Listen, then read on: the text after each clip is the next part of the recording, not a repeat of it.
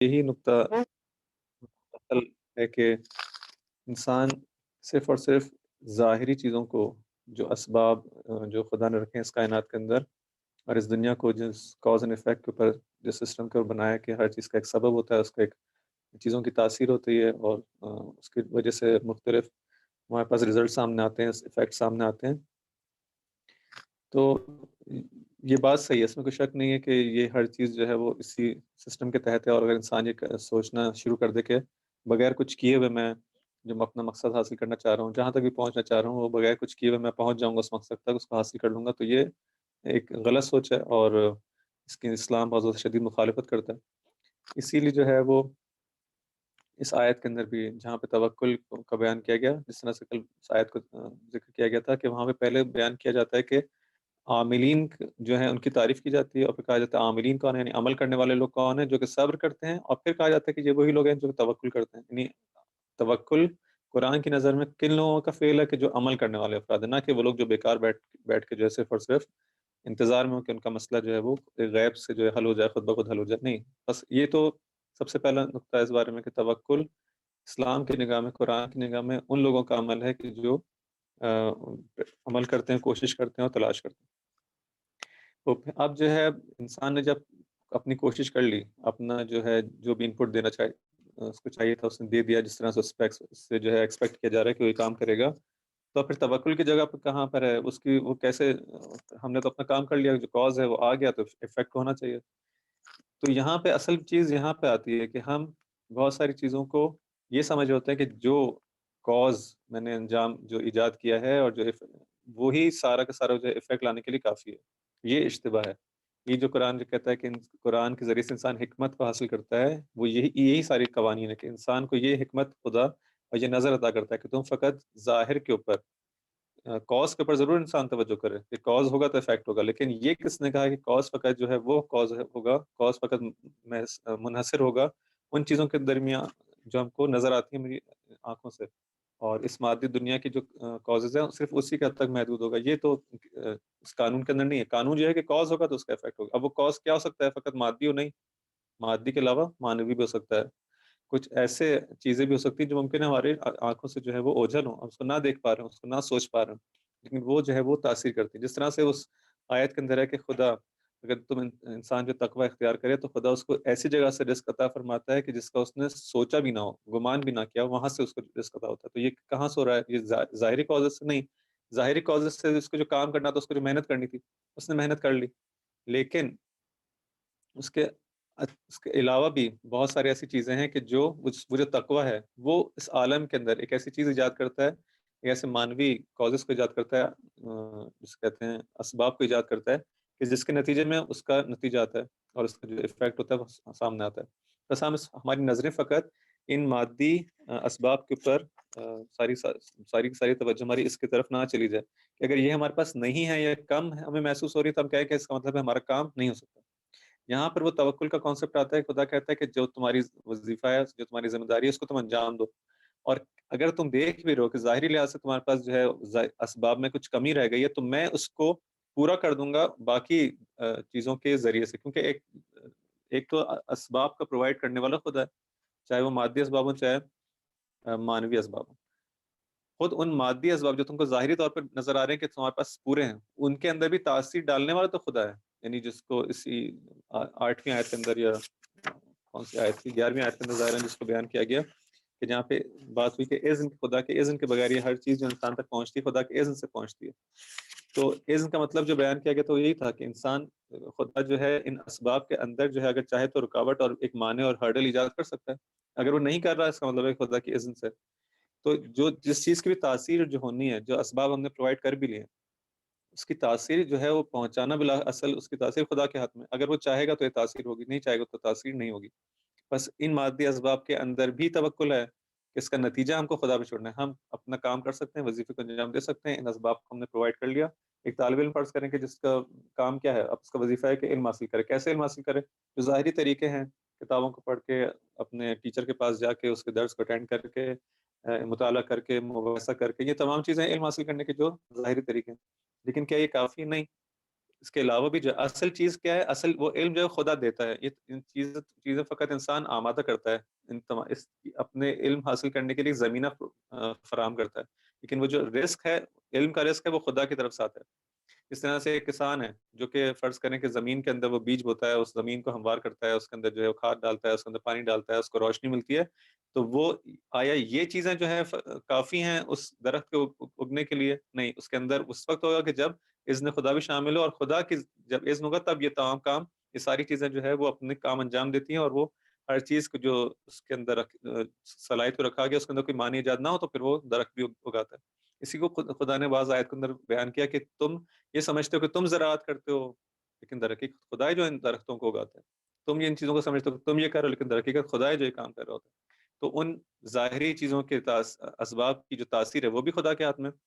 اور اس کے علاوہ بہت سارے ایسے معنوی امور ہیں کہ جو ہماری اصل نظروں سے اوجھل ہیں، ان کو بھی مہیا کرنے والا خدا ہے۔ اور خدا اگر کہتا ہے کہ اگر جس طرح سے کل بھی مثال عرض کی کہ ایک انسان جو اگر کسی کمپنی کے لیے کام کر رہا ہے، تو وہ کیوں جو ہے کام کر رہا ہوتا ہے؟ کیونکہ اس کو معلوم ہے کہ یہ شخص جس نے مجھ سے کانٹریکٹ کیا ہے، یہ آخر ماہ کے اندر جو ہے مجھے وہ میری جو سیلری مجھے دے گا، اس بنیاد پر وہ کام کر رہا ہوتا ہے۔ تو ہم بھی اگر خدا کے لیے کام کر رہے ہیں تو ہم کو خدا پہ یہ بھروسہ ہو کہ وہ خدا جو ہے مجھے نتیجے تک پہنچائے گا، وہ خدا جو ہے مجھے منزل تک پہنچائے گا۔ وہ کیسے پہنچائے گا یہ اس کا مسئلہ ہے، یہ وہ کیسے جو ہے وہ اسباب کو مہیا کرے گا، کیسے وہ ان اسباب کو کہ جو ظاہر میں مجھے کم نظر آ رہے ہیں اس کے اندر تاثیر ڈالے گا، اور کیسے وہ ان اسباب کو کہ جو میری نظروں سے اوجھل ہیں ان کو فراہم کرے گا۔ یہ تمام چیزیں جو ہیں وہ ساتھ ساتھ چلیں گی اور مجھے اس کامیابی تک پہنچائیں گی۔ کیوں؟ کیونکہ میری پشت پہ وہ ذات ہے کہ جس کے ہاتھ میں تمام وسائل موجود ہیں، جس کے ہاتھ میں تمام اسباب موجود ہیں۔ تو یہ وہ نظر ہے توکل کی کہ جو انسان کو امید دلاتی ہے، اس کو انرجی دلاتی ہے، اس کو ایسے کام کرنے پر اس کو کامیابی عطا کرتی ہے کہ جو انسان اپنی صرف ظاہری کیلکولیشن کے مطابق، مادی کیلکولیشن کے مطابق اس کو انجام نہیں دے پاتا، اس کی طرف اصل بڑھ ہی نہیں پاتا، وہ دیکھتا پہلے سے مایوس ہو جاتا کہ کیسے ہو سکتا ہے کہ ان مشکلات کے اندر۔ اسی لیے جو ہے وہ عالم یعنی اسلام کے شروع کے اوائل کے جو ایام تھے اس کی مثال دیکھیے کہ اس زمانے کے اندر اگر یہ لوگ یہ سوچنا شروع کرتے ہیں یہ مسلمان کہ ہم لوگ اس پوری دنیا کے مقابلے میں کیسے ٹکر پائیں گے اور کس طرح سے اپنی بات پہنچائیں گے، پوری اس طاقت کے مقابلے میں کیسے کون ہماری بات سنے گا، کون اس کے اندر تاثیر ہوگی، تاثیر کس نے ڈالی؟ تاثیر ڈالنے والا خدا ہے۔ انسان جو فقط اپنی محنت کر سکتا ہے، زحمت کر سکتا ہے، لیکن اس کی یہ نتیجہ دے گا یا اس کا نتیجہ نہیں ملے گا، یہ تمام چیزیں جو ہیں وہ اس پر انسان توکل کرتا ہے، یہاں پر بھروسہ کرتا ہے اپنا کام کر کے، جس کو شہید مطہری نے اس طرح سے تعبیر کیا کہ ایک توکل ہے وظیفے کے اندر، ایک توکل ہے سرنوشت یا نتیجے کے اندر۔ پہلا کام جو ہے وہ ہمارا ہے، اس کے اندر جو ہے وہ خود انسان کو اس کو انجام دینا ہے، وظیفے کا جو رسپانسبلٹی کا جو کام ہے، جو ہم سے جو چاہا گیا اس کو ہم کو انجام دینا ہے۔ باقی جو دوسرا ہے کہ توکل در نتیجہ، نتیجے کے اندر جو پھر انسان خدا پہ بھروسہ کرے، اس کے اوپر چھوڑ دے کہ وہ کس طرح وہاں تک انسان کو پہنچائے گا۔ اور تاریخ کے اندر ہم کو مثالیں ملتی ہیں، اور ہم قرآن کے اندر کتنی جگہ پہ ان مطالب کو بیان کیا گیا، اور ہمارے اس دور کے اندر بھی ہم کو کتنی جگہ پہ واضح مثالیں ملتی ہیں کہ انسان کم وسائل کے ساتھ، مادی لحاظ سے کم وسائل کے ساتھ کامیابی اختیار کرتا ہے ان طاقتوں کے اوپر جو کہ مادی لحاظ سے بالکل مالا مال ہیں، ہر طرح سے ان کے پاس جو وسائل موجود ہیں، سورسز موجود ہیں، لیکن پھر بھی ان کو شکست ہوتی ہے۔ کیوں؟ کیونکہ یہ عالم جو ہے پورا کس کے ہاتھ میں؟ خدا، اس کے ملائکہ جو ہے اس کو چلا رہے ہیں اس کے اذن سے۔ بس وہ قوت اگر کسی کے پیچھے آ جائے تو اس کو نصرت حاصل ہوتی ہے۔ خدا کہتا ہے میں مومنین کی نصرت کرنے والے ہم، لیکن شرط یہ کہ وہ مومنین آمادہ ہوں اور خدا کے راستے میں جو ان کا وظیفہ ہے اس کو انجام دینے کی کوشش کریں۔ تو خدا جو ہے اپنا پورا جو سسٹم ہے، جب خدا کا سسٹم کسی کے پشت پناہی کرنے شروع کر دے، اس کے ساتھ ہو جائے، تو ظاہری بات اس کو شکست نہیں ہو سکتی۔ گرچہ ہم شکست اور کامیابی ان دونوں کے معیارات بھی ممکن ہے ہماری نظروں میں جو ہے وہ بہت ظاہری ہوں، لیکن اگر ہم دیکھیں تو جو اصل جو شکست اور کامیابی ہے اس کو اس نگاہ سے دیکھنے کی کوشش کریں جو قرآن کا معیار ہے، تو وہ کامیابی ہمیشہ حق کو حاصل ہوتی ہے اور شکست جو ہے ہمیشہ باطل کو حاصل ہوتی ہے۔ یہ معنی ہے توکل کا کہ انسان اس چیز پر اعتقاد رکھے کہ صرف یہی علت ہے، علت مادی نہیں ہے کہ جو نتیجے تک انسان کو پہنچائے گی۔ علت مادی کی تاثیر بھی خدا کے ہاتھ میں ہے، اور اس کے علاوہ دوسری علتیں بھی ہیں کہ جو ہماری نظروں سے اوجھل ہیں۔ میرے خیال میں یہ چیز ہے جو کہ توکل کے حوالے سے مختصر بیان کی جا سکتا ہے۔ پھر بھی اگر کوئی سوال ہے جو یا اب بھی کوئی چیز تشنہ رہ گئی تو بیان کریں۔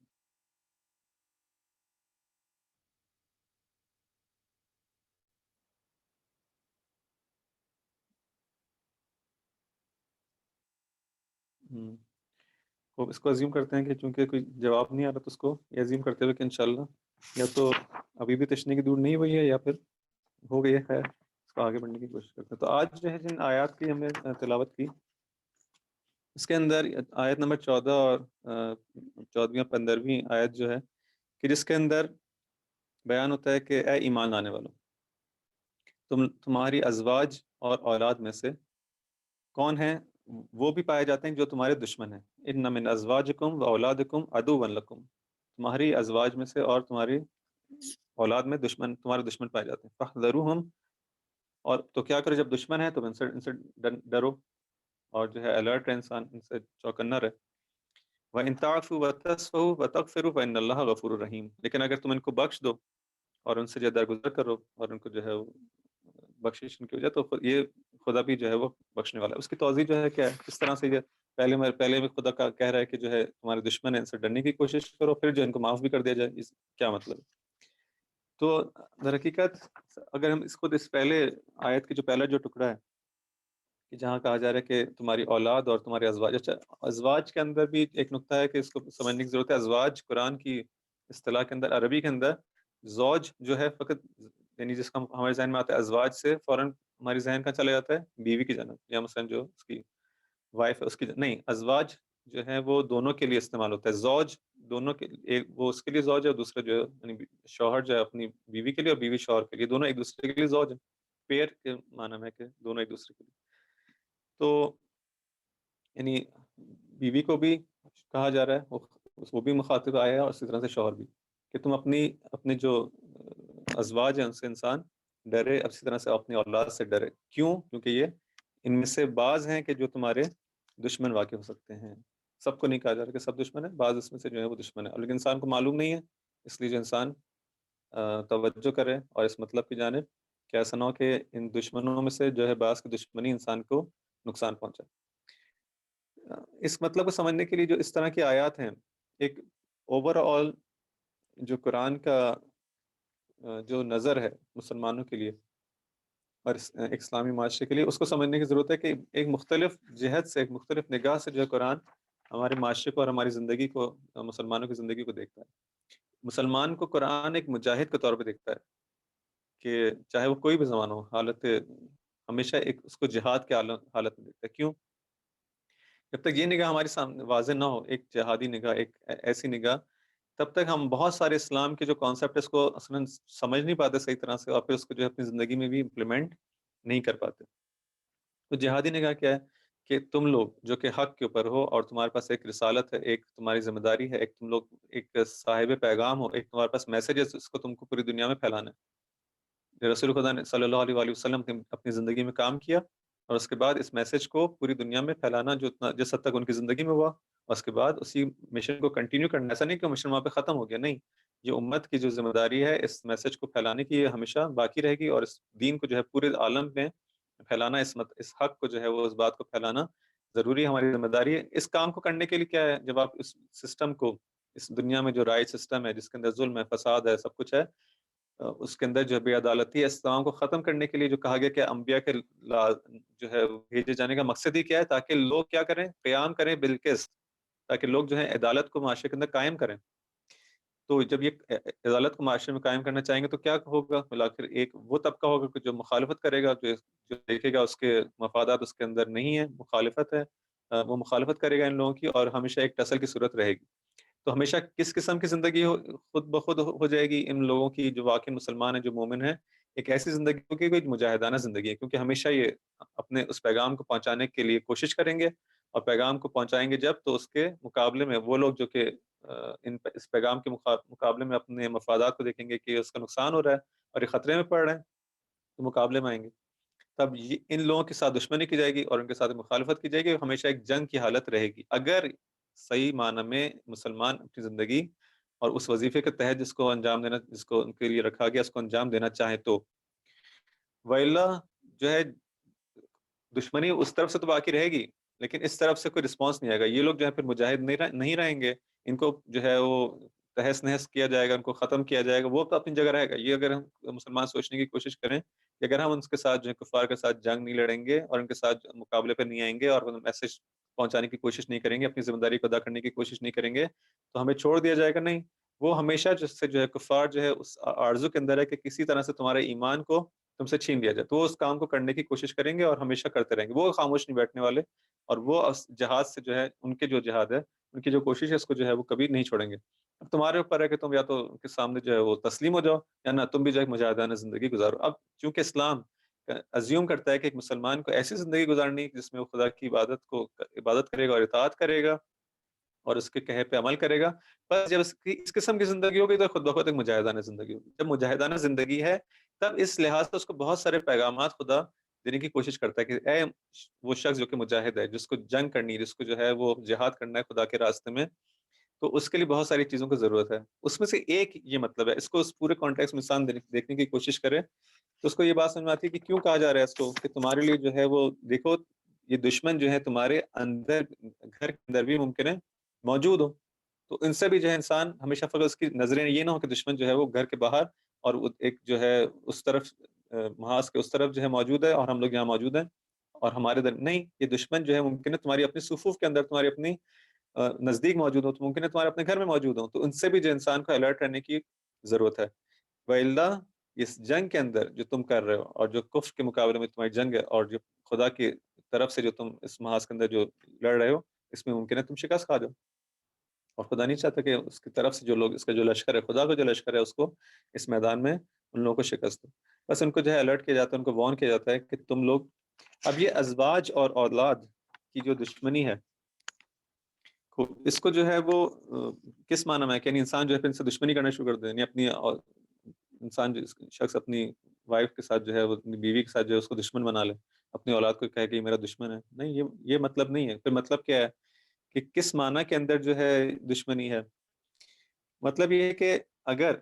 یہ لوگ، یہ جو اولاد اور انسان کے جو ہمسر ہے، جس کو فارسی کے اندر جو لفظ استعمال کرتا ہے ہمسر، اب جو بیوی کے لیے بھی اپلائی ہوتا ہے اور شوہر کے لیے بھی اپلائی ہوتا ہے، یہ ازواج جو ہیں، یہ اگر انسان کو اس کاز تک پہنچنے کے لیے، اس ہدف تک پہنچنے کے لیے رکاوٹ ہیں، اس کا مطلب ہے کہ وہی کام کر رہے ہیں کہ جو دشمن کام کرتا ہے۔ دشمن کیا کام کرنا چاہ رہا ہے کہ انسان کو، جو ایک مومن ہے، مجاہد کو، اس مسلمان کو اس ہدف تک پہنچنے کے لیے اس کو روکنا چاہتے ہیں، اس کی ذمہ داری ادا کرنے سے روکنا چاہتے ہیں کہ وہ یہ کام انجام نہ دیں۔ اگر یہی کام تمہاری اولاد اور تمہاری ازواج کرنا شروع کر دیں تو یہ لوگ بھی در حقیقت وہی کام کر رہے ہیں، گرچہ یہ ہیں ممکن ہے قصد نہ کریں دشمنی کا۔ دیکھیں بہت سے لوگ جو ہیں وہ نادانستہ طور پر جو ہے وہ انسان کے ساتھ دشمنی کرتے ہیں۔ ایک شخص، ایک دفعہ انسان قصد کے ساتھ اور انٹینشنلی کام کر رہا ہوتا ہے، دشمنی کر رہا ہوتا ہے، ایک دفعہ قصد کے ساتھ نہیں ہوتا لیکن نادانستہ طور پہ ہوتا ہے۔ جب انسان کسی سے بہت زیادہ محبت کرنے لگتا ہے تو ممکن ہے اس محبت کے نتیجے میں اس کو الٹا نقصان پہنچانے لگے، اور یہ ہوتا ہے۔ آپ کہیں کہ مثلا فرض کہ ایک ماں کو بہت زیادہ محبت ہے اپنے بچے سے، وہ بچہ ضد کرتا ہے تو اس کے جو ہے وہ جذبات کے اندر اور اس محبت کے اندر آ کے جو ہے وہ کیا ہو جاتا ہے، اس کے آگے ایسے ٹھیک ہے سرینڈر ہو جاتے ہیں، ٹھیک ہے وہ ضد کر رہا ہے ایسی چیز کی جو اس کے لیے ممکن ہے صحت کے لیے اچھی نہ ہو یا اس کے لیے نقصان دہ ہو، یا چھوٹا بچہ نہ بڑا ہے، اس کو جو ہے اپنے کیریئر کا جو ہے وہ انتخاب کرنا ہے، اس کو اپنے دوستوں کی ایک کمپنی ہے اس کا انتخاب کرنا ہے، تمام چیزیں اس کی زندگی کے اندر پیش آ رہی ہیں، ممکن ہے وہ ضد کرنے کے ذریعے سے یا کسی اور طریقے سے والدین کو جو ہے وہ کانے کر دے، وہ اس کے سامنے سرینڈر ہو جائیں کہ اس کو جو ہے وہ بچے کا جو ہے دل نہ ٹوٹ جائے، یہ تمام چیزیں جو محبت کے چیزیں جو غالب آتی ہیں، تو یہ کیا ہوتا ہے، یہ ماں باپ جو ہے دشمنی نہیں کرنا چاہتے، معلوم ہے اپنے بچے کے ساتھ، قصد ان کا نہیں، انٹینشن نہیں، لیکن نادانستہ طور پر دشمنی کرتے ہیں اس محبت کی وجہ سے۔ یہاں پر بھی ایسا ہی ہے کہ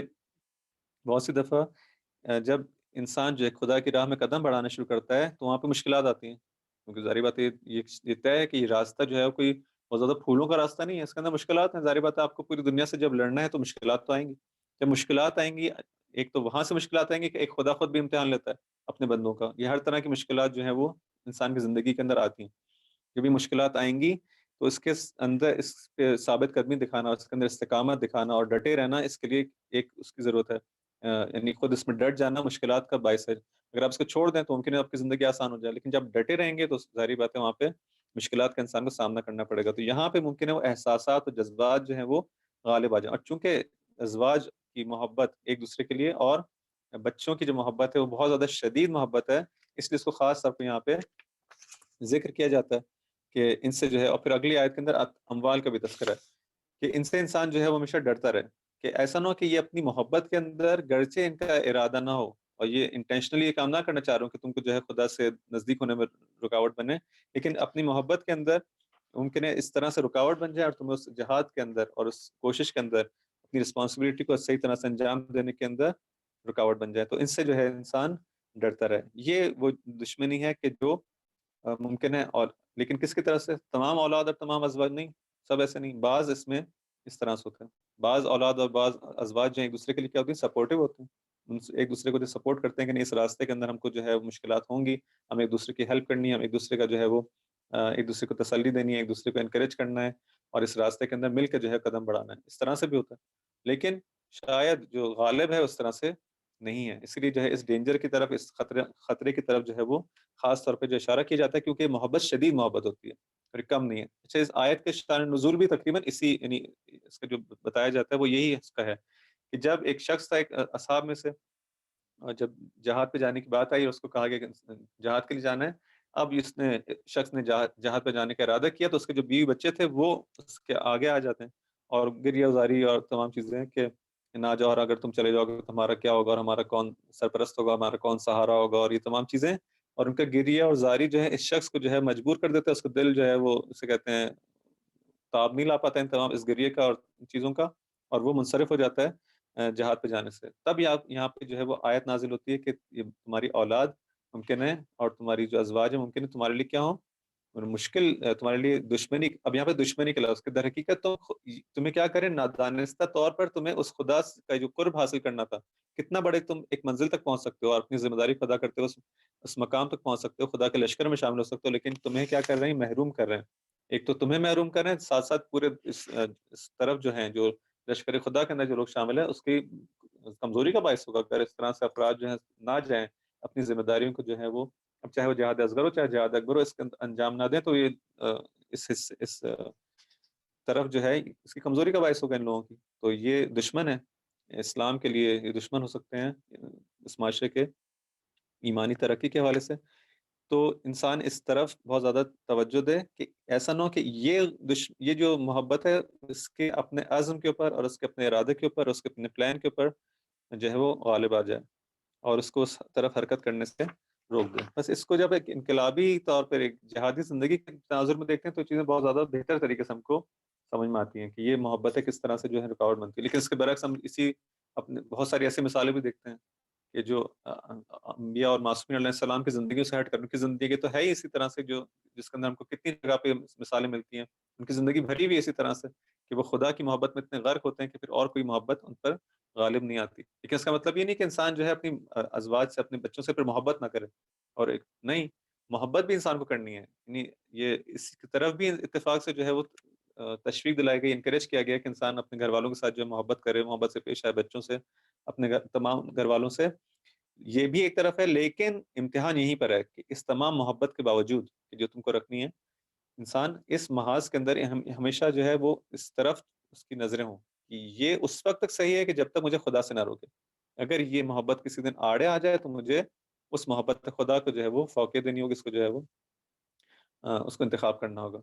اور یہ فیصلہ کرنے کے اندر یہ محبت غالب نہیں آنی چاہیے. یہ وہ چیز ہے کہ جس کو یہاں پہ اس آیت کے اندر بیان کی جانے کی کوشش کی گئی ہے. حالانکہ جس حد تک سمجھ میں آیا ہے اس تفسیر کے مطابق. تو پھر اچھا، اب اس کے بعد یہ ارشاد ہوتا ہے کہ فَاحْذَرُوهُمْ وَإِن تَعْفُوا وَتَصْفَحُوا وَتَغْفِرُوا. تو یہ مطلب یہ کس چیز کی طرف اشارہ کر رہے ہیں؟ فرماتے ہیں کہ در حقیقت جب یہ انسان جو کہ جن لوگوں کو فرض کریں ہجرت کرنی تھی یا جن لوگوں کو جہاد پہ جانا تھا، یہ لوگ نہیں گئے. اب بعد میں جو ہے جب انہوں نے دیکھا کہ وہ لوگ جو کہ جہاد پہ جاتے ہیں، جب وہ لوگ جو ہجرت جن کے لیے فرض تھی کہ مکہ کی زندگی کو چھوڑیں اور آئیں مدینے کی جانب، اور اس حکومت کو جب ضرورت ہے مومنین کی تاکہ وہ وہاں پہ لوگ آئیں، اس کو اسٹرانگ بنائیں، اس کو قوت دیں، تو وہاں پہ ہجرت کی ضرورت ہے تاکہ یہ اسٹیٹ، اسلامک اسٹیٹ جو پہلا ہے وہ بن سکے، ایک اسلامی حکومت قائم ہو سکے. تو لوگوں سے کہا گیا اب ہجرت کریں. اب ہجرت کے لیے جو ہے، اب جب مومنین کو ہجرت کے لیے جانا ہے تو اس میں بھی وہ سختی ہے کہ اپنا گھر بار سب کچھ چھوڑ کے جو مکہ میں ان کے پاس موجود ہے، اس سب کو چھوڑ کر وہاں پر انسان اپنا گھر بار تو لے کے نہیں جا سکتا. اب جب جائے گا تو خالی ہاتھ جائے گا یا بہت کم وسائل لے کر. تو اب ایک نئی زندگی کو ایک جگہ، ایک اور شہر میں جا کے سٹارٹ کرنا تمام. اور پھر جب معلوم ہے کہ وہاں پہ انسان جو ہے جب نئی حکومت میں جا رہا ہے جو کہ کمزور ہے، اس کے اندر مشکلات ہوں گی، بیرونی جو ہے خطرات بھی اس کے اندر ہوں گے، تمام چیزوں کو ملا کر اس خطرے کو مول لیتے ہوئے اس حکم الہی کی اطاعت کے اندر انسان کو وہاں جانا. اب وہ لوگ جو کہ نہیں گئے اور اس ہجرت کو انجام نہیں دیا اور اسی دوبارہ سے اپنی اولاد اور اپنی ازواج کے اس میں آ گئے اس محبت کے اندر، اور کہا کہ نہیں مشکل ہوگا اور نہ جاؤ، یہ کرو، وہ نہیں گئے۔ اب جب انہوں نے بعد میں جا کے دیکھا کہ نہیں، وہ لوگ جو ہجرت کر کے جا چکے ہیں مدینہ، جب ان لوگوں سے ملاقات ہوئی تو دیکھا کہ ان کی زندگی تو اب کچھ سالوں بعد جو ہے بہتر ہو گئی ہے، ایمانی لحاظ سے بھی، اور آہستہ آہستہ ظاہری لحاظ سے بھی بہتر ہونا شروع ہو گئی، اور خاص طور پہ فتح مکہ کے بعد بہت زیادہ حالات چینج ہو جاتے ہیں۔ اب یہ لوگ جب یہ لوگ اس طرف آنے کا ارادہ کرتے ہیں کہ ہم اب آ جائیں، اب ہجرت کر لیں، دیر سے ہجرت کی، جو صحیح موقع پہ ہجرت کرنی چاہیے تھی اس وقت نہیں کی، لیکن اب جو ہے بلا کر آ گئے۔ اب جب آ گئے تو پھر اپنے تمہارا جو اپنے ازواج اور تمہاری اولاد کے ساتھ اب کیا ہے، ان کو ہر وقت تم باتیں سناتے رہو،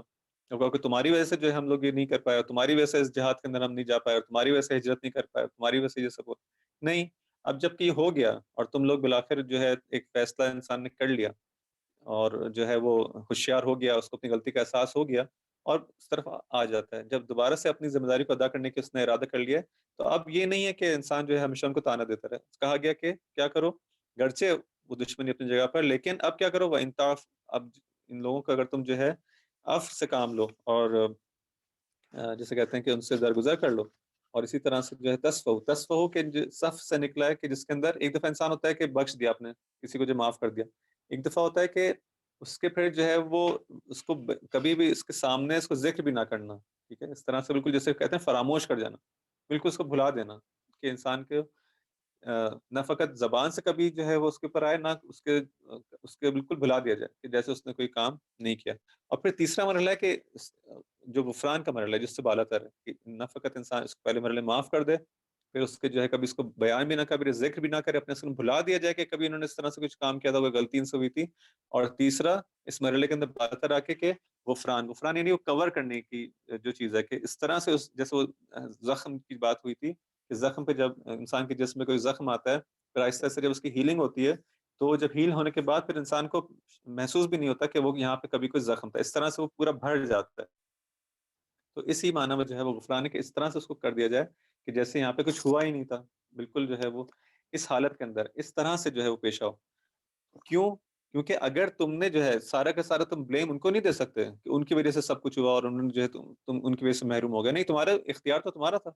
کہ تم اگر چاہتے تو اس کام کو انجام نہ دیتے، تم جاتے جہاد پہ، تم کرتے ہجرت، تم نے کسی نے زبردستی تو نہیں کی تھی، تم بالآخر ان کی محبت کے اندر تم خود جو ہے وہ تم نے غلط فیصلہ کیا، خدا کی محبت کے مقابلے میں ان کی محبت کو ترجیح دی، غلطی تم نے بھی کی ہے۔ تو اگر تم یہ کام کرو تو تم بھی جو ہے وہ مستحق ہو، یعنی تم خود بھی جو ہے محتاج ہو کسی خدا کی مغفرت کے، اگر تم یہ کام ان کے ساتھ کرو گے تو خدا بھی کیا ہے، ان اللہ غفور الرحیم، تمہارے لیے بھی جو ہے تم جو کہ محتاج ہو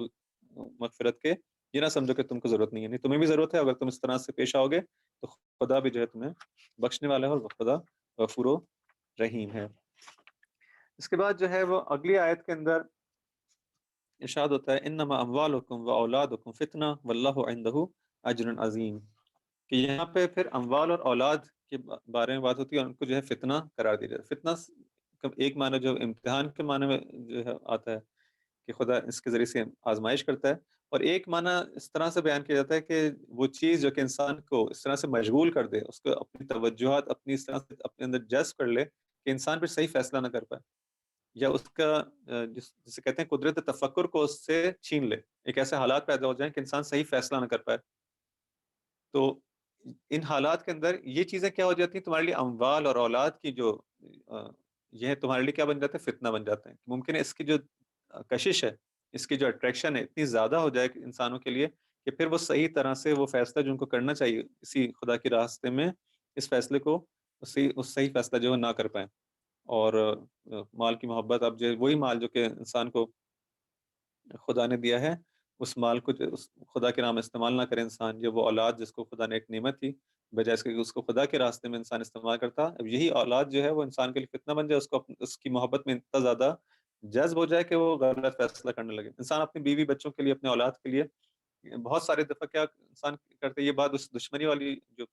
آیت پچھلی آیت تھی جس کے اندر دشمنی کا ذکر ہے، اس کے اندر بھی یہ بات آتی ہے کہ کس طرح سے دشمنی ہوتی ہے، بہت سارے اس طرح سے انسان جب دیکھتا ہے کہ میری اپنی اولاد اور اپنے گھر والے جو ہیں ان کی زندگی کو میں بہتر کرنے کی کوشش کروں، ان کی اس بہتر کرنے کی کوشش کے اندر بہت ممکن ہے کئی دفعہ جو ہے وہ غلط کاموں کی طرف، حرام کاموں کی طرف انسان جو ہے بڑھ جائے، کہ حرام طریقے سے پھر اس کے گھر میں جو ہے وہ پیسہ جو ہے حرام کا آنے لگے، کیوں؟ کیونکہ وہ دیکھ رہا ہے کہ حلال ذریعے سے ظاہری طور پہ تو جو ہے یہ پورا ہو نہیں رہا، اور اس کے اندر سختی ہے، اور ان کی جو ہے وہ ضرورت بھی ہے، اور ان کا جو ہے وہ ان کا بالآخر معاشرے میں جو ہے وہ بچوں اور گھر والوں کا اٹھنا بیٹھنا بھی ہے، اور ان کو بھی طرف سے بھی ڈیمانڈ بھی ہے۔ اب یہ ڈیمانڈ آنا جب شروع ہوتی ہے بچوں کی طرف سے، گھر والوں کی طرف سے، تو ممکن ہے انسان جو صحیح اپنے ایمان کے تحت جو ہے وہ فیصلہ نہ کرے، بلکہ ان کی محبت میں آ کے غلط فیصلہ کرے، اور اپنے لیے جو ہے وہ دشمنی پیدا کرے، یعنی ان کی وجہ سے خود اپنے لیے ایک وبال جان پیدا کر لے کہ اس کو بلا کر اس کا جواب دینا ہوگا، اور ان کی خاطر جو ہے وہ گناہ میں پڑتا ہے، ان کی خاطر جو ہے یہ تمام کام کرنے پہ انسان مجبور ہو جاتا ہے۔ تو یہ جو فتنہ ہے، جس کی جو یہ محبت جو تمہیں اتنا زیادہ اپنی طرف جذب کر لیتی ہے، اب یہ مال کی محبت بھی ایسی ہے، جب مال کی محبت انسان کے اندر آ جاتی ہے تو گرچہ وہ مال خدا نے اس کو دیا ہے، لیکن وہ اس حد تک اس کے اندر جذب ہو جاتا ہے کہ پھر وہ خدا کے راستے میں اس کو خرچ کرنے کو تیار نہیں، اور وہی مال جو خدا نے اس کو دیا تھا اب وہ کہتا ہے یہ تو میں نے خود اپنے زور بازو سے کمایا، اپنی عقل سے کمایا، اپنے علم سے کمایا، یہ میں کیوں کسی اور کو دوں، تو میرا اپنا مال ہے۔ تو جس کو جو ہے وہ قارون کے جو واقعہ ہے اس کے اندر سورہ قصص کے اندر خدا بہت اچھی طرح سے اس کے اندر بیان فرماتا ہے کہ خدا یہاں پہ کہتا ہے کہ وَابْتَغِ فِيمَا آتَاكَ اللَّهُ الدار الآخرہ ولا تنس نصیبک من الدنیا واحسن کما احسن اللہ الیک ولا تبغ الفساد فی الارض ان اللہ لا يحب المفسدین۔ جب قارون کو کہا جاتا ہے وہ تمام چیزیں واقع پیش آتا ہے کہ اس میں خرچ کرو، لیکن وہ نہیں دیتا، تو کہتے ہیں کہ اس طرح انسان کیا کرے، انسان اس جس چیز کو خدا نے دیا ہے، فیما آتاک اللہ، جس چیز کو خدا نے تم کو خود دیا ہے، نہ تمہارا اپنا نہیں تھا، جس کو تم سمجھ رہے ہو کہ تمہاری اپنی چیز ہے، جس کو قارون کہتا ہے کالا انما اوتیتہ علی علم عندی، یہ تو چیز مجھے جو ہے جو ملی ہے میرے اپنے علم کی وجہ سے ملی ہے۔ تو یہ جب کانسیپٹ آ جائے کہ تو میرا ہے، یعنی بے نیاز انسان ہونا شروع کر دے، اپنے آپ کو بے نیاز سمجھنا شروع کر دے، یہ تو خود میں نے اپنے زور بازو سے کمایا، تو میں کیوں کسی کو دوں؟ تو یہاں پہ خدا فرماتا ہے کہ نہیں، ایسا نہیں ہے، بلکہ اس چیز میں سے جس کو خدا نے تم کو دیا ہے اس میں سے انسان جو ہے وہ خرچ کرے۔ چند نقطے یہاں پہ اچھے ذکر فرماتے ہیں کہ ایک انسان جو ہے اس طرف جو ہے وہ توجہ یہاں پہ دلائی گئی کہ یہ مال ہے تمہارا مال نہیں ہے، مال جو ہے تم کو خدا نے امانتاً دیا ہے، اس کے اندر یہ اس کو نہ سمجھو کہ تم نے خود جو ہے قارون کی جو فکر ہے، فکر قارونی ایک ہے، فکر قرآنی ایک ہے۔ فکر قارونی کے مطابق یہ میری چیز ہے، بس اس میں کوئی مجھ سے طلب نہیں کر سکتا، خدا مجھ سے اس میں سے کچھ طلب نہیں کر سکتا۔ خدا کہتا نہیں، یہ فکر قارونی ہے، فکر قرآنی ہے کہ نہیں، یہ چیز ہم نے تم کو دی ہے، جب تم سے مانگیں گے امانتاً تم کو دی گئی تھی اور تم کو ہم کو واپس پلٹانی ہوگی۔ اسی طرح سے جو ہے ولاً سے نصیبک من الدنیا، یہ بھی مطلب نہیں، یہ بھی مراد نہیں ہے جب کہا جا رہا ہے کہ انفاق کرو خدا کے راستے میں، تو اس کا مطلب یہ نہیں کہ تم سارا کا سارا اپنا مال جو ہے وہ انسان جو ہے وہ خدا کے راستے دے دے، اور پھر جو ہے اس کے بچے جو ہے وہ اپنے گھر والے جو ہیں وہ فقر و فاقے کی زندگی گزارنے، یہ بھی مراد نہیں کہ جس کو غالباً سورہ اسراء کے اندر جو بیان کیا جاتا ہے کہ اتنا انسان کا ہاتھ اتنا زیادہ کھلا ہوا ہو کہ سب کچھ دے دے، اور نہ اتنا زیادہ اس کو جو ہے وہ کنجوسی اختیار کرو جیسے تم اپنے ہاتھوں کو جو ہے وہ بالکل ٹائٹ جو ہے بند کر لو، اپنی گردن سے جو ہے لگا لو کہ کچھ بھی اس میں جو ہے وہ انسان خدا کے راہ میں خرچ نہ کرے۔ نہیں، ایک بیلنس ہونے چاہیے کہ انسان انفاق بھی کرے لیکن اپنے بیوی بچوں کا بھی جو ہے وہ خیال رکھے، سب کچھ بھی نہ دے دے کہ خود اس کے بھی بچے جو ہیں وہ بھیک مانگنے پہ اور جو ہے وہ فقر و فاقے کی زندگی گزارنے پہ مجبور ہو جائیں، یہ بھی نہیں ہونا چاہیے۔ لیکن انسان جو ہے اس چیز کو مد نظر رکھے کہ مال جو ہے اس کو دیا گیا ہے کہ وہ اپنی زندگی بھی اچھی طرح سے گزارے، اور ساتھ میں دوسروں کی زندگی کو اچھے کرنے کی بھی اس کی ذمہ داری ہے کہ یہ مال خدا ہے اور اس کی امانت ہے۔ اسی طرح سے جو ہے اسی آیت کے اندر جو نقطہ ہے جو فرماتے ہیں وَأَحْسَنْ كَمَا أَحْسَنَ اللَّهُ إِلَيْكَ، خدا نے تم پر احسان کیا ہے، مال نعمتیں دے کے خدا نے تم پہ احسان کیا ہے۔ تو یہاں پہ خدا بہت اچھی تعبیر استعمال کرتے ہیں، یعنی گرچہ ہم اگر جب ریٹرن کرتے ہیں تو ہمارا کوئی احسان نہیں ہے، آپ کو امانت دی گئی، امانت کو واپس کرنا ذمہ داری ہے نہ کہ احسان، لیکن خدا پھر بھی ہم پہ یہ احسان کرتے ہوئے تعبیر استعمال کرتا ہے احسان کی کہ تم بھی جس طرح سے خدا احسان کرتا ہے تم بھی احسان کرو، یعنی اس نیک کام کو انجام دو اور اس انفاق کرنے سے اپنے ہاتھوں کو نہ روکو۔ اور اسی طرح سے جو ہے ارشاد ہوتا ہے وَلَا تَبْغِ الْفَسَادَ فِي الْأَرْضِ، کہ اس کے ذریعے سے جو ہے اپنے مال کے ذریعے سے، وہ مال جو ہم نے تم کو عطا کیا ہے کہ ایسا نہ ہو کہ اسی مال کے ذریعے سے تم دنیا کے اندر فساد پھیلانا شروع کر دو، اور بجائے اس کے کہ اصلاح کی طرف جائے انسان، اپنی زندگی کی اصلاح، اپنے معاشرے کی اصلاح اس مال کے ذریعے سے کرنے کی کوشش کرے، اسی کے ذریعے اس مال کے ذریعے سے جو ہے برائیوں کا اور غلط چیزوں کا، غلط رسم و رواج کا جو ہے وہ معاشرے کے اندر انسان فروغ دینا شروع کر دے۔ تو یہاں پہ اگلی آیت کے اندر ارشاد ہوتا ہے اس میں کہ اولم قارون کی اس فکر، قارون اور قارون کی طرح کے جو افکار ہیں، اولم یعلم ان اللہ قد اہلک من قبلہ، کیا یہ لوگ نہیں جانتے کہ اس سے پہلے ہم لوگوں نے کتنے قوموں کو جو ہے وہ ہلاک کر دیا، من القرون من هو اشد منہ قوۃ واکثر جمعا، جنہوں نے اس سے کہیں زیادہ جم کیا تھا، جو اس سے زیادہ کہیں زیادہ طاقتور تھے، خدا نے ان کو ہلاک کر دیا۔ یہ کیوں انسان جو ہے سمجھ رہا ہے کہ یہ چیز ہمیشہ ہمیشہ کے لیے میرے پاس آ گئی، نہیں، خدا جب چاہے گا اس کو واپس لے سکتا ہے۔ تو اس سے پہلے کہ خدا کا عذاب نازل ہو اور یہ نعمتیں تم سے چھن جائیں، خدا کی راہ میں اس مال کو خرچ کر، بس یہ مال جو ہے تم اتنا زیادہ جذب نہ کر لے کہ یہ فتنہ بن جائے اور تمہاری عقلیں جو ہیں اور تمہاری فکر جو ہے صحیح معنی میں اس کی جو قدرت فکر ہے اس سے چھن جائے اور صحیح فیصلہ نہ کر پائے، اور ایک تاریکی اس کے اندر آ جائے جس کے اندر اس کو کچھ سجائی نہ دے سوائے اس مال کی محبت کی، اولاد کی محبت کی، اور اسی سے وہ چپکا رہا ہے، اس کو جو ہے چھوڑنے کی جو چھوڑ نہ سکے۔ یہ جو ہے فتنہ یہ کرتا ہے کہ انسان کی جو ہے قدرت فکر کو جو اس کے ہاتھ سے لے لیتا ہے، اور ہم نے دیکھا کہ ہم واقع کربلا کے اندر کتنے افراد جو کہ شاید محبت رکھتے تھے امام حسین علیہ السلام سے، لیکن کیوں شامل نہیں ہو سکے؟ اسی مال کی محبت کی وجہ سے، اسی اولاد کی محبت کی وجہ سے، انہیں تو یہ اس حد تک انسان کی قدرت کو تفکر جو انسان کا اس سے چھین سکتا ہے۔ فتنے سے جو انسان کو ڈرنے کی ضرورت ہے، ہر چاہے وہ یہ اولاد کا فتنہ ہو، چاہے اموال کا فتنہ ہو، چاہے کسی اور چیز کا کہ جو انسان کو خدا کی طرف جانے سے روکے۔ اسی لیے جو ہے سورہ بقرہ کی ظاہراً جس آیت کے اندر ارشاد ہوتا ہے کہ سورہ توبہ کی اس کو جہاں پہ چند اہم چیزوں کا جو ہے تذکرہ ہوتا ہے کہ وہ محبتیں ممکن ہیں جو تمہارے اس مجاہدانہ زندگی کے اندر ممکن ہے رکاوٹ اس میں جو ڈال سکیں، تو اس کا جو اہم مصادیق ہیں جو بہت زیادہ انسان کی محبت اور اٹیچمنٹ ان سے ہوتی ہے کہ جس کی وجہ سے وہ ممکن ہے غلط فیصلہ کرے، اس کا ذکر کیا جاتا ہے۔ اس میں کہا جاتا ہے کہ اگر تم سمجھتے ہو کہ تمہارے ابنا، تمہارے اولاد، تمہارے آبا، تمہارے بھائی، تمہارے ازواج، تمہارے خاندان والے، تمہارے اموال جن کو تم نے جمع کیا ہے، اور تمہاری تجارت، تمہارے جو جس کے ذریعے سے تم پیسہ کماتے ہو، تمہارے گھر جن سے جو ہے، یہ تمام چیزیں وہ ہوتی ہیں جس کا زیادہ انسان اپنی زندگی کے اندر کس چیز کے اوپر اس کو جو ہوتا ہے اچھی زندگی کسے کہتا ہے؟ کہ ان کے پاس اولاد ہو اچھی، اس کے پاس ازواج ہوں، اور مثلا بیوی اچھی ہو، بچے ہوں، اس کے پاس جو ہے گھر اچھا ہو، اس کے جو ہے وہ کاروبار اچھا ہو، اس کے جو ہے وہ آپس کے ان کے تعلقات جو ہیں وہ خاندان والوں سے اچھا ہے، اس کا رشتہ داریاں ہوں، تمام یہ چیز ہوتی ہے کہ انسان کہتا ہے یہ خوشحالی کی زندگی گزارے، یہی اس کو معیارات اسٹینڈرڈ ہے، اس میں سے اہم چیزوں کو بیان کیا جاتا ہے۔ یہ سب چیزیں جو اس کو تم سمجھ رہے ہو، یہی چیزیں در حقیقت کیا ہے جس سے تم اتنی محبت کرتے ہو، اتنی اٹیچمنٹ تمہاری ہے، یہ غالب نہ آ جائیں۔ اگر کبھی جو ہے یہ محبتیں، یہ چیزیں جو ہیں تم کو روکنے لگیں اور جو ایک دو راہے پہ آگے کھڑے ہو جاؤ جہاں پہ اب تم کو فیصلہ کرنا ہے کہ نہیں اس وقت جو ہے مجھے ان کو چھوڑنا ہوگا، مثلا فرض کریں کہ وہ انسان کو جو ہے باطل کی طرف لے جانا چاہ رہی ہیں اور وہ انسان کو کھینچنا چاہ رہی ہیں اس طرف، یہاں پہ انسان کو فیصلہ کرنا ہوگا نہیں مجھے ان تمام محبتوں کو اپنے اس کے اوپر قدم رکھتے ہوئے خدا کی طرف جانا ہے۔ تو اگر یہ محبتیں اپنی جگہ اس وقت تک صحیح ہیں کہ جب تک حق کے راستے میں، خدا کے راستے میں مسئلہ نہیں، ان سے محبت کی جائے کوئی مشکل نہیں، لیکن ایسا ان سے تعلق ہو جانا کہ جب خدا تمہیں بلائے اور ان چیزوں کو چھوڑنے کی نوبت آئے تو اس طرح سے یہ زنجیریں بن جائیں انسان کے پیر میں کہ ابھی ان زنجیروں کو کھول نہ پائے اور نہ جا سکے، اور اس کی پرواز کے اندر جب پرواز کا وقت ہے تو یہ اس طرح سے اس کو پکڑے ہوئے ہیں کہ اب وہ پرواز ہی نہ کر پائے، اس سفر میں جا ہی نہ پائے۔ تو یہ تعلقات ہیں، یہ جو محبتیں اس طرح سے اگر تعلقات قلبی بن جائیں کہ انسان اس سے دل نہ چھڑا سکے، یہ پھر جو ہے خطرناک ہے۔ اس کی آیت کے اندر ارشاد ہوتا ہے کہ اگر، لیکن یہ سب کچھ کیا اگر تم سے یہ تمام محبتیں خدا کی محبت پر غالب ہو جائیں تو پھر خدا کے عذاب کا انسان جو ہے منتظر ہے، خدا جو ہے فیصلہ کرے گا اس کا بھی انسان منتظر ہے۔ تو یہ سب چیزیں فتنہ ہے۔ کب فتنہ ہے؟ اگر فتنہ تو ہے، اس میں کوئی شک نہیں کہ انسان کے لیے ایک محبت میں ایجاد کرتا ہے کہ اس کے اندر انسان کو غور کرنا ہے، اسی لیے کہا کہ واللہ عندہ اجر عظیم، اس کو انسان کو بتانے کے لیے کہ یہ جو اموال ہیں، اولاد ہیں، درست ہے تمہارے لیے، تم کو ان سے محبت ہے اور یہ سب کچھ ہے، اور ایک موقع ہم تم سے طلب کریں گے اور مانگیں گے کہ اس کو خدا کے راہ میں جو خرچ کر دو، تمہیں کرنا ہوگا، قربانی دینی ہوگی، اپنی مال کی بھی اپنی اولاد کی بھی قربانی دینی ہوگی۔ لیکن اگر انسان سوچے کہ یہ تو بہت بڑی چیز ہے میرے لیے اور جو ہے میں اس کو نہیں دے پاؤں گا اور یہ کیسے ہوگا، تو انسان کو قوت قلب دینے کے لیے کہ اس کو جو ہے وہ اس کے دل کو جو ہے سہارا دینے کے لیے کہ نہیں اس کام کو تمہیں انجام دینا ہے، واللہ عندہ اجر عظیم، کہ خدا جو ہے اس کے پاس اجر عظیم ہے۔ تم اس کو نہ سمجھو یہ چیز جو ہے تم کو اگر مل گئی تمہاری دنیا میں، مال اور اولاد تم سے نہ چھینا گیا اور تم اس کے ساتھ تم نے اپنی 70-80 سال زندگی گزار لی تو تم نے کوئی بہت کارنامہ انجام دیا، نہیں، یہ تو ختم ہو جائے گا سب کچھ۔ معلوم بھی نہیں کہ وہ جس اولاد کے لیے جس اتنی زیادہ تم محنت کر رہے ہو اور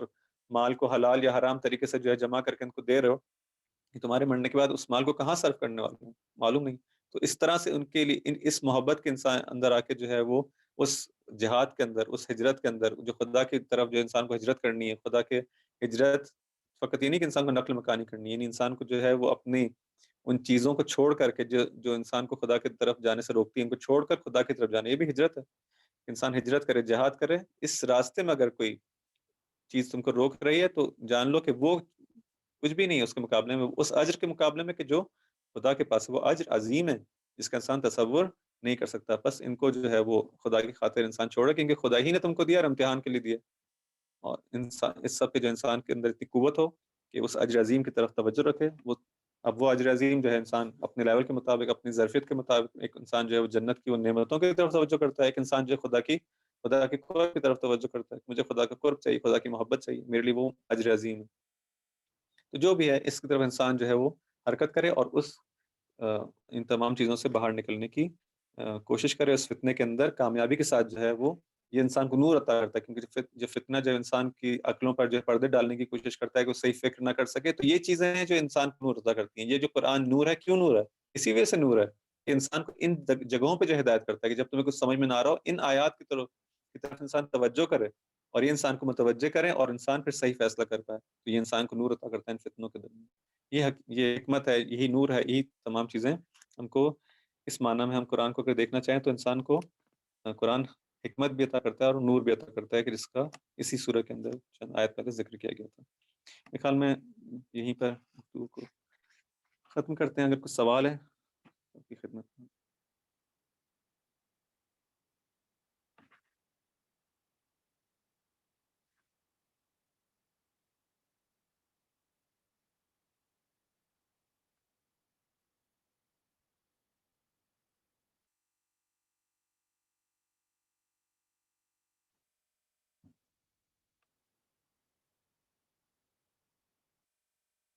ظاہراً کوئی سوال نہیں ہے.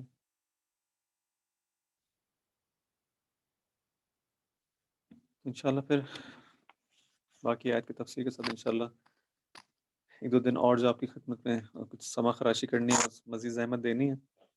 انشاءاللہ، اس دعا کے ساتھ کہ خداوند کریم ہم کو ان قرآنی تعلیمات کو بہتر طریقے سے سمجھنے اور اس پر بہتر طریقے سے عمل کرنے کی توفیق عطا فرمائے. وآخر دعوانا الحمدللہ رب العالمین.